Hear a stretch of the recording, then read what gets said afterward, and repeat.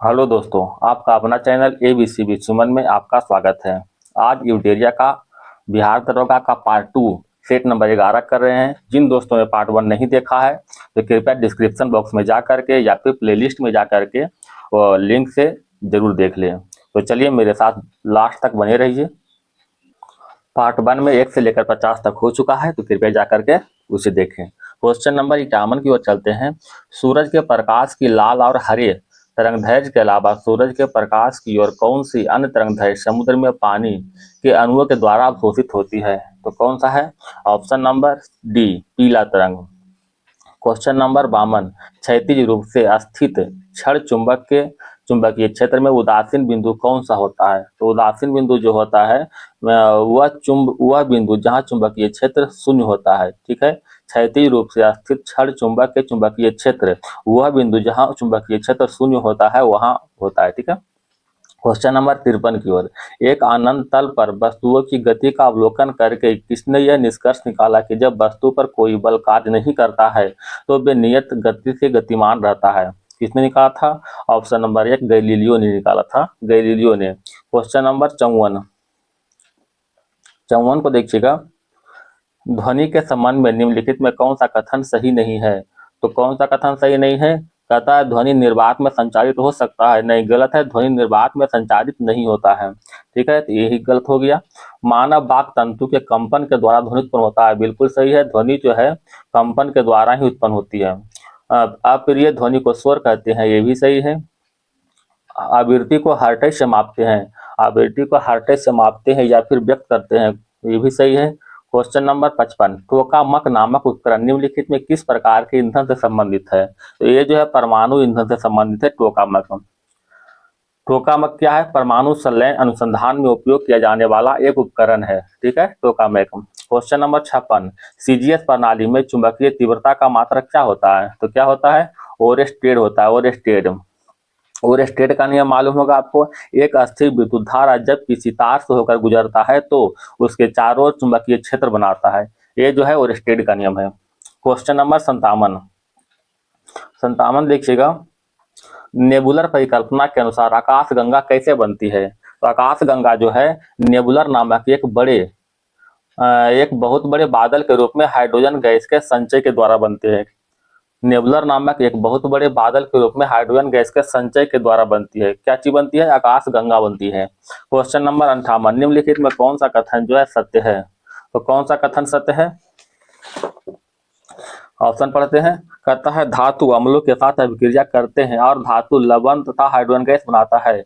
ये जो है बिल्कुल सही है। धातु अम्ल के साथ अभिक्रिया करने पर धातु लवण और हाइड्रोजन गैस बनाएंगे। जैसे हम लेते हैं, अगर लोहा को Fe को जो है H2SO4 सल्फ्यूरिक अम्ल के साथ H2SO4 से मिलाते हैं तो क्या बनता है? ये जो बन जाता है FeSO4 प्लस में H2O बनता है। ठीक है, देखिए लास्ट में जो है लोहा को जो है अम्ल से मिला रहे हैं तो क्या बनता है? लास्ट में हाइड्रोजन गैस बन रहा है ना। ठीक है। Question number option number B देखते हैं। अधातुएं ऑक्सीजन से अभिक्रिया करते हैं और अधात्मक ऑक्साइड बनाते हैं। जो क्षारीय होते हैं ना, ये क्षारीय नहीं, जब अधातु ऑक्सीजन से अभिक्रिया करते हैं और अधात्मिक ऑक्साइड बनाते हैं जो कि अम्लीय प्रकृति का होता है। किस प्रकृति का? अम्लीय प्रकृति का। ऑप्शन नंबर सी देखते हैं। जैसे में देख लेते हैं, अधातु धातु को लेते हैं, सल्फर को ऑक्सीजन से मिलाते हैं तो क्या बनता है? SO2। SO2 क्या है? ये जो है अम्लीय है, क्षारीय नहीं है, तो यहाँ अम्लीय प्रकृति का होगा। ठीक है, अम्लीय। ऑप्शन नंबर सी देखते हैं। दहन करने पर धातु या ऑक्सीजन से विक्रिया कर धातु ऑक्साइड बनाते हैं जो अम्लीय प्रकृति का होता है।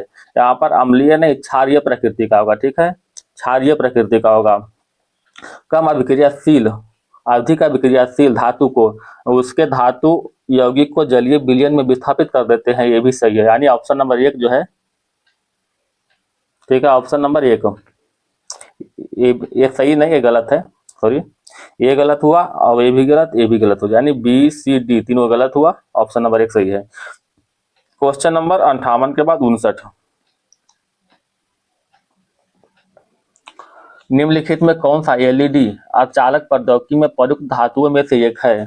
तो कौन सा है? गैलियम। गैलियम जो है LED अर्धचालक प्रौद्योगिकी में प्रयुक्त धातुओं में से एक है, गैलियम।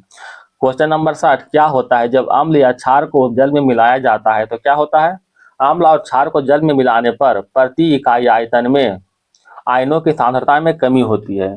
आयनों की सांद्रता में कमी होती है। निम्नलिखित में कौन सा सफेद और पीले रंग का ठोस है जिसे हल्की सुगंधित गैस होती जिसमें हल्की सुगंधित गैस होती है जिसे ऊर्ध्वपातन की प्रक्रिया द्वारा शुद्ध किया जाता है। ठीक है, ये जो कौन सा है, एंथ्रासाइनिन है, एंथ्रासाइनिन है। ठीक है, क्वेश्चन नंबर 62, अबर सारणी के समूह बन की कौन सी नरम धातु हवा के संपर्क में आने के कुछ सेकंड में धूमिल हो जाती है? कौन सी धातु है? ये सोडियम जो है धूमिल हो जाती है। सोडियम हवा के संपर्क आते में जल उठता है या धूमिल हो जाती है। क्वेश्चन नंबर जो है 63, सोडियम क्या एक अभिक्रियाशील तत्व है। क्वेश्चन नंबर 63 देखिएगा, निम्नलिखित में किस नियम के अनुसार गैसों के मिश्रण का दाब अवयवी गैस के आंशिक दाब के योग के बराबर होता है? तो कौन सा है? ये जो है डाल्टन के नियम के अनुसार है। किसके नियम के अनुसार? डाल्टन के नियम के अनुसार।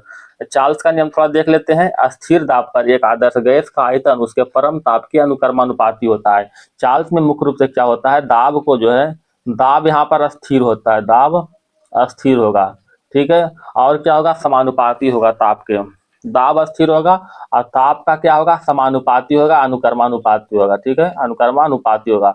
और चार्ल्स का उल्टा होता है, एकदम सेम टू सेम बॉय। इसमें क्या होगा, ताप ताप समान रहेगा, ताप अस्थिर रहेगा।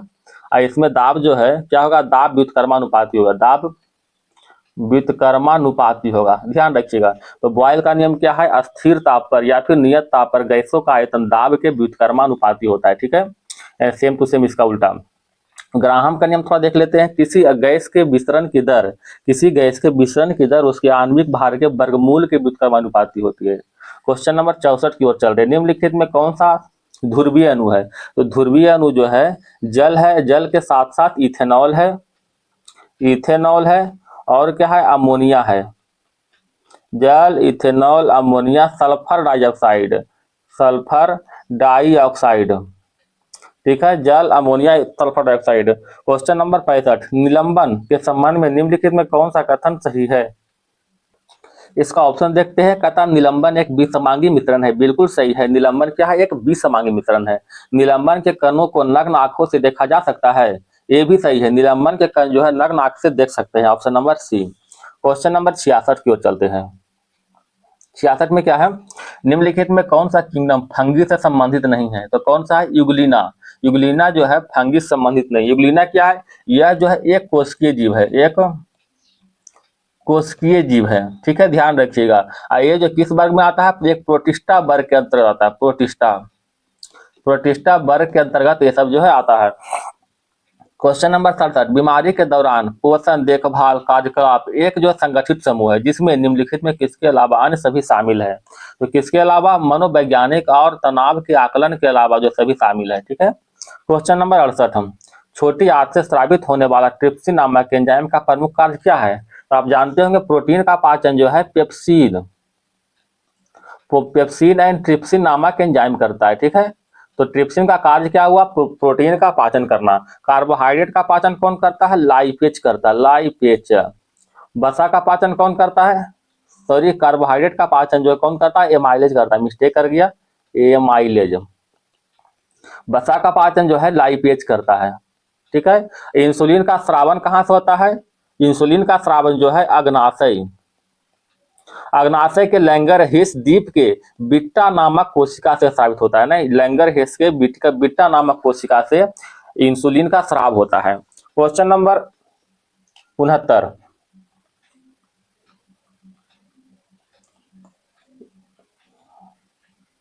69, देखिएगा, निम्नलिखित में किस लोकप्रिय रसोई पदार्थ को शर्करा खाने वाला कवक कहा जाता है? तो बताओ किसको कहते हैं, एक खमीर को कहते हैं खाने वाला कवक, शर्करा खाने वाला कवक। क्वेश्चन नंबर 70, निम्नलिखित में कौन सा गोल कृमि है? तो गोल कृमि कौन सा है, एस्केरिस जो है गोल कृमि है। एस्केरिस किस संघ में आता है? तो एस्केरिस जो है नेमोटोड संघ में आता है, सॉरी, नेमोटोड संघ में आता है, नेमाटोड संघ में आता है एस्केरिस। ठीक है, इसे जो है छोटी आंत को गोल कृमि के नाम से भी जानते हैं, किसको, एस्केरिस को। क्वेश्चन नंबर 71, जोड़ों के बीच मजबूत द्रव जो जोड़ों की गति को आसान बनाता है क्या कहलाता है? इसे कहते हैं सोनोबियल। क्या कहते हैं इसको, सोनोबियल कहते हैं। क्वेश्चन नंबर 72, जुगाली करने वाले पशु जैसे मवेशी में क्या मौजूद होता है। तो इसमें जो है रूमेन रूमेन मौजूद होता है। ठीक है। क्वेश्चन नंबर 73, मानव शरीर में निम्नलिखित में कौन सा भाग ग्रंथि या शरीर के तापमान को बनाए रखता है? तो कौन बनाए रखता है? ये जो है हाइपोथैलेमस। क्वेश्चन नंबर 73 को आगे बढ़ाते हैं। ये कौन बनाता है? ये जो है हाइपोथैलेमस बनाता है। अच्छा, पिट्यूटरी ग्रंथि, पिट्यूटरी ग्रंथि क्या है? एक मास्टर ग्रंथि, इसे जो है मास्टर ग्रंथि कहते हैं। मास्टर ग्रंथि कहते हैं इसको है। ये स्थित कहाँ होता है? मस्तिष्क में, हमारे मस्तिष्क में स्थित होता है। मस्तिष्क में। इसका वजन कितना होता है? तो 0.5 से लेकर के 1 ग्राम तक, 1 ग्राम तक इसका वजन होता है। मटर के दाने के समान रहता है। ठीक है। एड्रेनिलिन से कौन सा हार्मोन निकलता है? तो एड्रेनिलिन से जो है, एड्रेनिलिन ग्रंथि से एड्रेनिलिन हार्मोन और कार्टिसोल, कौन सा? कार्टिसोल और एड्रेनिलिन नामक हार्मोन निकलता है। थायराइड ग्रंथि से कौन सा हार्मोन निकलता है? तो thyroxine hormone, thyroxine, thyroxine hormone, जिसे T4 हार्मोन के नाम से जानते हैं। ठीक है। क्वेश्चन नंबर 74, मन पुष्प का कौन सा भाग स्त्री केसर के शीर्ष पर चिपचिपी सतह है? यह पराग को फांस कर रखता है। तो कौन सा सतह है? ये भारतीय काग्र है। क्या है? भारतीय काग्र। क्वेश्चन नंबर 75, निम्नलिखित में कौन सा रोग मच्छर के काटने से नहीं होता है? तो मच्छर के काटने से कौन सा रोग नहीं होता है? ये जो हेपाटाइटिस, हेपाटाइटिस जो होता है वायरस से होता है। किससे होता है? वायरस से। फील पाँव, फील पाँव किससे होता है? लिम्फाइटिक, लिम्फाइट नामक संक्रामक मच्छर से। कौन सा? लिम्फाइट, लिम्फाइट नामक संक्रामक मच्छर काटने से होता है। डेंगू किससे होता है? एडीज, एडीज इजिप्टी नामक मच्छर काटने से होता है। अच्छा, विश्व मलेरिया दिवस कब मनाते हैं? 25 अप्रैल को मनाते हैं विश्व मलेरिया दिवस। मलेरिया किससे होता है? मादा एनोफ्लिज मच्छर से होता है, मादा एनाफ्लिज मच्छर से। ध्यान रखिएगा। क्वेश्चन नंबर 76, अरब सागर में निम्नलिखित में किस महासागर का विस्तार है? तो अरब सागर में जो है किसका विस्तार है? हिंद महासागर का विस्तार है। प्रशांत महासागर के बारे में जानते हो? विश्व का सबसे बड़ा और गहरा महासागर है। इसी में जो है कौन सा? मेरियाना गर्त है। मेरियाना गर्त जो है प्रशांत महासागर में, जिसका गहराई लगभग जो है 11,000 मीटर के आसपास है। काम तो नहीं ज्यादा ही होगा। क्वेश्चन नंबर 77, गोविंद सागर बांध, बांध ने दिया हुआ है। गोविंद सागर जो है भाखड़ा नांगल परियोजना निम्नलिखित में जो किस राज्य में है? तो ये जो है कहाँ स्थित है? भाखड़ा नांगल परियोजना ये जो सतलज नदी पर है, कहाँ? HP में है, हिमाचल प्रदेश में है। कुछ बांध के नाम देख लेते हैं। ठीक है। चमेरा बांध, चमेरा बांध बड़ा इंपॉर्टेंट सब है, रावी नदी पर है, रावी नदी पर है। कोल बांध, कोल बांध किस नदी पर है? कोल बांध जो है सतलज नदी पर है, सतलज। ठीक है। पंडोह बांध, पंडोह बांध किस नदी पर है? ब्यास नदी पर है। ठीक है। लारगी बांध, लारगी बांध जो है ब्यास नदी पर ये भी है। तो चमेरा बांध रावी नदी पर, कोल बांध सतलज नदी पर, पंडोह बांध ब्यास नदी पर, लारगी बांध ब्यास नदी पर। क्वेश्चन नंबर 78, निम्नलिखित में कौन सा पत्थर लोहे जैसी सभी आकार धातुओं को सोने में परिवर्तित कर सकता है? तो ऐसा माना जाता है पारस पत्थर के बारे में। ठीक है। सही तो नहीं होगा लेकिन माना जा रहा है इसके बारे में। क्वेश्चन नंबर 79, ये जो हरित क्रांति के संदर्भ में निम्नलिखित में कौन सा कथन गलत है? दोस्त, अगर वीडियो अच्छा लगे, पसंद आए तो कृपया वीडियो को लाइक और सब्सक्राइब जरूर करें। ठीक है। आपका एक सब्सक्राइब का मुझे बहुत ही आवश्यकता है, तो कृपया जो है थोड़ा सपोर्ट प्रदान करें। क्वेश्चन नंबर, अच्छा इसका आंसर कौन होगा? तो इसका आंसर होगा, इसे वर्षा पोषित क्षेत्रों में लागू किया गया था। Option number 1। क्वेश्चन नंबर 80, वर्षा वनों में किस प्रकार का कृषि की जाती है?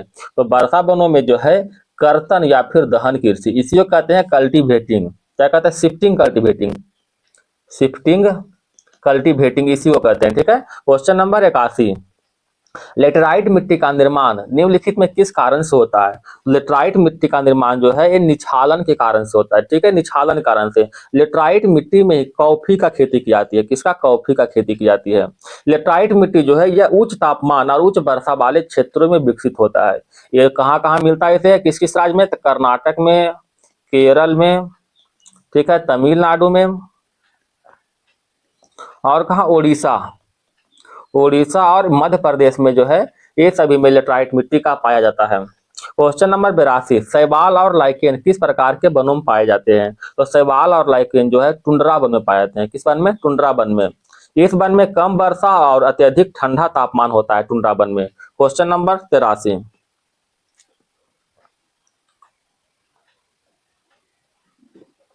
भारत सरकार द्वारा तापमान, वर्षा, पवन आदि से संबंधित डेटा एकत्रित करने और मौसम का पूर्वानुमान लगाने के लिए जिम्मेदार भारतीय मौसम विभाग की स्थापना कब किया गया था? तो भारतीय मौसम विभाग की स्थापना जो है एक 1875 में किया गया था। भारतीय मौसम विभाग की स्थापना। भारतीय मौसम विभाग का हेडक्वार्टर यानी मुख्यालय कहाँ स्थित है? नई दिल्ली। नई दिल्ली स्थित है इसका हेडक्वार्टर। ठीक है। क्वेश्चन नंबर 84, संरचनात्मक भूविज्ञान निम्नलिखित में किससे संबंधित है? तो संरचनात्मक भूविज्ञान का संबंध शैल रचनाओं के विकास के रूप में वर्गीकरण तंत्र के कारण से। ठीक है। क्वेश्चन नंबर 85, सफेद को पर्वत श्रृंखला का एक बड़ा हिस्सा निम्नलिखित में किस देश में स्थित है? यह कहाँ स्थित है? ऑप्शन नंबर बी, पाकिस्तान में स्थित है। क्वेश्चन नंबर 86, भारत का मूल संविधान अंग्रेजी में किसके हाथों द्वारा लिखा गया था? तो मूल संविधान जो है प्रेम बिहारी नारायण रायजादा के द्वारा जो है अंग्रेजी में लिखा गया था। इसको हिंदी में किसने लिखा था? तो हिंदी में जो है बसंत कृष्ण वैद्य द्वारा, बसंत कृष्ण वैद्य के द्वारा लिखा गया था। क्वेश्चन नंबर 87,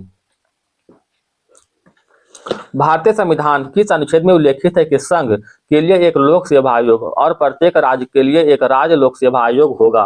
तो किसमें वर्णित है? ये जो है भाग 14 में, भाग जो है 14 में वर्णित है और अनुच्छेद 315 का 1 में वर्णित है। 315 का 1 में। भाग 14 के वजह भाग 17 में क्या है? भाग 17 में जो है राजभाषा क्या वर्णित है? राजभाषा। राजभाषा का वर्णन जो है भाग 17 में। भाग 18 में क्या है? आपात उपबंध। आपात उपबंध भाग 18 में वर्णित है। ठीक है। भाग 20 में क्या वर्णित है? तो भाग 20 में जो वर्णित है संविधान संशोधन, संविधान संशोधन। क्वेश्चन नंबर 88, निम्नलिखित में भारत में निम्नलिखित में से कौन सा राज्य नीति निर्देशक सिद्धांतों का गांधीवादी सिद्धांत है? तो कौन सा है? ग्राम पंचायत का गठन। किस अनुच्छेद के तहत? अनुच्छेद 40 के तहत, भाग 9 के तहत। ठीक है। भाग 9 के क में क्या वर्णित है? नगर पालिका के बारे में, नगर पालिका के बारे में वर्णन है। भाग 9 के ये 9 का ये हुआ। 9 का बी में क्या वर्णित है? सहकारी समिति, सहकारी समिति के बारे में भाग 9 का बी वर्णित है। न्यायपालिका से कार्यपालिका पृथक करना अनुच्छेद 50 में वर्णित किया गया है। और इधर समान नागरिक संहिता का संरक्षण ये किसमें वर्णित है? अनुच्छेद 44 में वर्णित है। समान कार्य के लिए समान वेतन वेतन 39 का 4 में वर्णित है, 39 का डी में। ठीक है। क्वेश्चन नंबर 89, निम्नलिखित में से किस संवैधानिक संशोधन ने भारत संघ में दादर और नागर हवेली को एक केंद्रशासित प्रदेश के रूप में शामिल किया है? किस में शामिल किया है? ये जो है 10वां संविधान संशोधन 1961 में शामिल किया है। 10वां संविधान संशोधन 1961 में, जो कि प्रथम अनुसूची को संशोधित करके इसे शामिल किया गया है। ठीक है।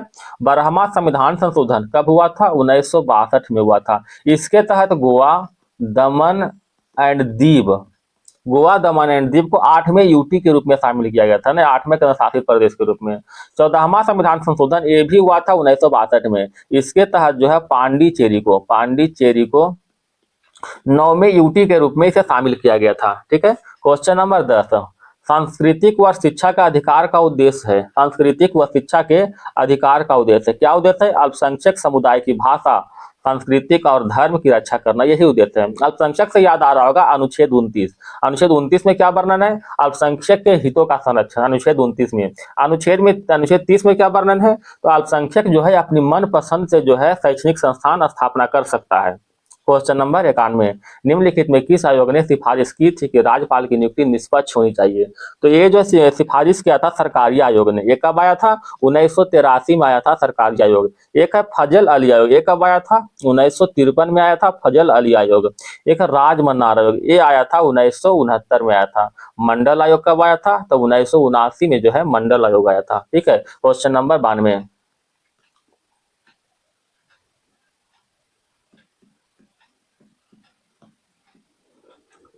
निम्नलिखित में कौन सी समिति का हिस्सा नहीं है जिसका निर्माण केंद्रीय सूचना आयोग के मुख्य आयुक्त के नियुक्ति के संबंध में प्रधानमंत्री से सुझाव देने के लिए किया जाता है? तो कौन सा है?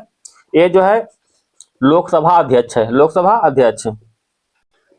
क्वेश्चन नंबर 94 निम्नलिखित में से कौन सा प्रस्ताव किसी सदस्य द्वारा सदन के समक्ष किसी मामले पर बहस को संक्षिप्त करने के लिए पेश किया गया है? तो कौन सा प्रस्ताव है? ये जो है समापन प्रस्ताव है, समापन प्रस्ताव। अविश्वास प्रस्ताव किसे कहते हैं? तो अविश्वास प्रस्ताव जो है लोकसभा के सदन के निर्णय को लेने के लिए एक औपचारिक प्रस्ताव है। लोकसभा के सदन को निर्णय लेने के लिए एक औपचारिक प्रस्ताव है। क्वेश्चन नंबर 95, दो या दो से अधिक राज्यों के बीच विवाद सर्वोच्च न्यायालय के किस क्षेत्राधिकार में आता है? तो ये जो आता है मौलिक क्षेत्राधिकार के अंतर्गत आता है, मौलिक क्षेत्राधिकार के अंतर्गत। क्वेश्चन नंबर 96, 96 में देखिएगा, कहता है दो या दो से अधिक, तो हो गया ना 95 के बाद 96। 96 में कह रहा है ए का मान 5 रखिएगा, बी का मान 4 रखिए। इसको आप हल कर लीजिएगा। इसका आंसर जो है कितना है, 4 होल 5/9 इसका आंसर है। ठीक है, इधर कोई दिक्कत नहीं होना चाहिए। ए का मान 5, बी का मान 4। क्वेश्चन नंबर 97 देखिएगा, कहता है सोनी और मोनी, ठीक है, दो है, जिसका अनुपात 7:6 दिया हुआ है। कहता है 8 वर्ष बाद इसका आयु का अनुपात 9:8 होगा। तो 8 वर्ष बाद है, यहाँ 6 2 8 7 दूनो 2 वर्ष बाद हो रहा है।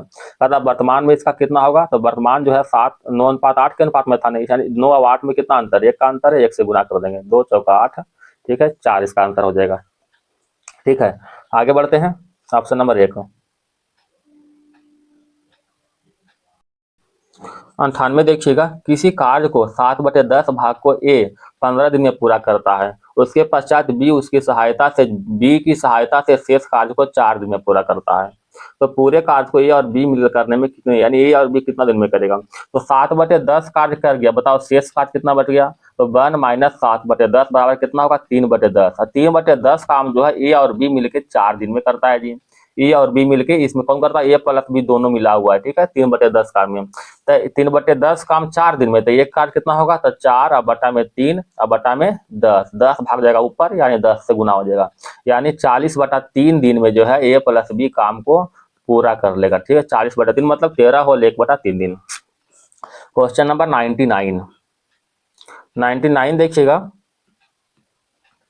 तथा एक विद्यार्थी 70% अंग्रेजी में, 65% गणित में उत्तीर्ण हुए। यदि 27% विद्यार्थी दोनों विषय में अनुत्तीर्ण रहे तो 248 विद्यार्थियों दोनों विषय में अनुत्तीर्ण हुए तो कुल कितने परीक्षार्थी सम्मिलित है? तो 70% जो है अंग्रेजी में, 70% जो है अंग्रेजी में, ए लेते हैं इंग्लिश, ए लेते हैं मैथ।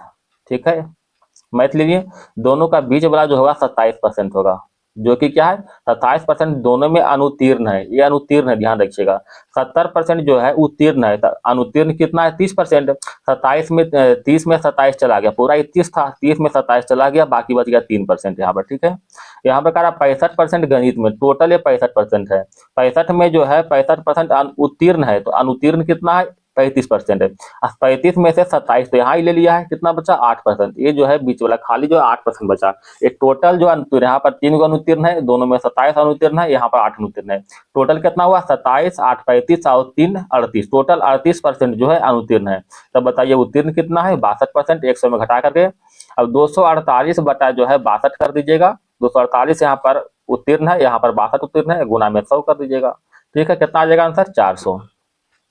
क्वेश्चन नंबर 100, कहता 10% वार्षिक चक्रवृद्धि ब्याज की दर से 2000 का मिश्र धन कितना रुपया हो जाएगा? ये क्या है? ये मूलधन है, तो मूलधन जो है, मूलधन पी का मान कितना हो गया? 2000 हो गया। आई अमाउंट का मान कितना हो गया? 2420 हो गया। ठीक, कितना इंक्रीज कितना कर रहा है? 420 रुपया जो है बढ़ रहा है। यानी ऑप्शन नंबर बी लेके चलते हैं, ऑप्शन नंबर बी लेके चलते हैं। अच्छा, रेट जो दिया हुआ 10% रेट दिया हुआ है। अच्छा, 2000 पर 10% कितना होगा? 2000 पर 10% 200 होगा। हमने 2 वर्ष लिया था, एक बार और लेना पड़ेगा, फिर 200 होगा 10%। 200 पर तो इस पर भी 10% मिलेगा नहीं, तो 10% कितना होगा? 20, यानी टोटल कितना हो गया बताओ? टोटल जो है कितना हो गया? 420। ठीक है, देखिए 420 यहाँ भी आ रहा था, कहाँ गया? इधर देखिए 420 आ रहा है। ठीक है, तो ऑप्शन नंबर 20 सही होगा। चलिए, धन्यवाद दोस्तों, क्वेश्चन खत्म हो चुका है। अगर वीडियो पसंद आता है तो कृपया लाइक और सब्सक्राइब और सपोर्ट जरूर करें। धन्यवाद दोस्तों। और जो भी पार्ट 1 नहीं देखे हैं तो पार्ट 1 का लिंक जो है डिस्क्रिप्शन बॉक्स में डाला रहेगा, या फिर प्ले लिस्ट में जाकर के आप देख सकते हैं। धन्यवाद।